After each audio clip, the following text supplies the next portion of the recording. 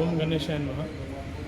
స్వయంభూ వసతి వినాయక స్వామి దేవస్థానం కాణిపాకం నందు రేపు జనవరి 1 నాటికి ఎక్కువ మంది భక్తులు విజిట్ చేస్తారు కాబట్టి, దేవుని దర్శనం కోసం వస్తారు కాబట్టి వారి కోసం విస్తృతంగా ఏర్పాట్లు చేయడం జరుగుతుంది. ముఖ్యంగా వచ్చే భక్తులు క్యూ లైన్లో రావడానికి ఇంతకుముందు మనకి తక్కువగా క్యూ లైన్స్ ఉండేది. ఇప్పుడు మనం సుమారుగా 60,000 మందికి సరిపడే విధంగా క్యూ లైన్లు, అన్ని క్యూ లైన్లు ఎక్స్టెండ్ చేస్తున్నాం. ఫ్రీ క్యూ లైన్ అయ్యండి 150 రూపీస్, అదేవిధంగా 100 రూపీస్ కూడా క్యూ లైన్స్ అన్ని కూడా ఎక్స్టెండ్ చేస్తున్నాం.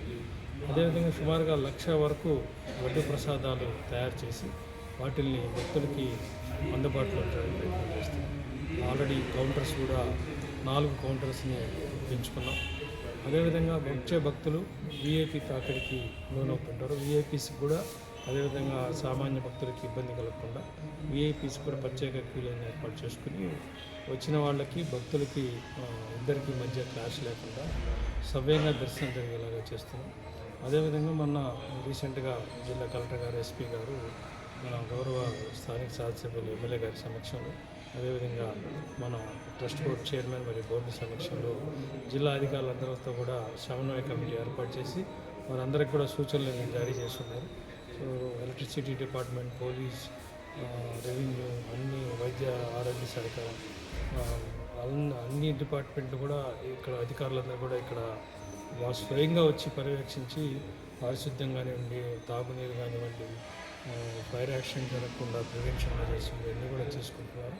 అదేవిధంగా మన పోలీస్ డిపార్ట్మెంట్ నుంచి సుమారుగా 200 మంది భద్రతా సిబ్బందిని ఇక్కడికి రిక్రూట్ చేశారు.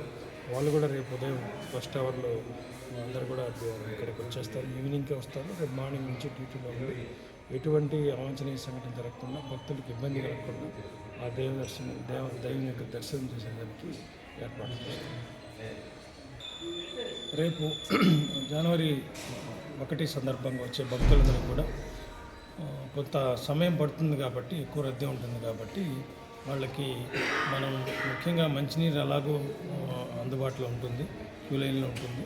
అదనంగా మనం వేడి పాలు, బాదం మిల్క్ తయారు చేసి వాళ్ళకి ఇవ్వడం జరుగుతుంది. అదేవిధంగా బిస్కెట్ ప్యాకెట్లు కూడా పంపిణీ జరుగుతుంది. ఉచిత ప్రసాదం అనేది కంటిన్యూస్గా దేవాలయం దర్శనం అయిన తర్వాత మార్నింగ్ 4 o'clock నుంచి ఎప్పుడైతే మనం దర్శనం అలో చేస్తున్నామో అప్పటి నుంచి ఈవినింగ్ 11 వరకు ఉచిత ప్రసాదాలు పంపిణీ చేస్తున్నాం. అదేవిధంగా ఉభయదారులు కానివ్వండి, చుట్టుపక్కల ప్రజలు కానివ్వండి, వాళ్ళు కూడా వచ్చి ప్రసాదాలు వితరణ జరుగుతూ ఉంటుంది. అన్నదానం కూడా మనం సుమారుగా 5,000 మందికి సిద్ధం చేసుకుంటున్నాం. సో వస్తున్న భక్తులకి అన్నప్రసాదాలు కానివ్వండి, మంచినీరు కానివ్వండి, పాలు, బిస్కెట్ లాంటి విషయాల్లో ఎటువంటి లోటు లేకుండా ఏర్పాటు జరుగుతుంది.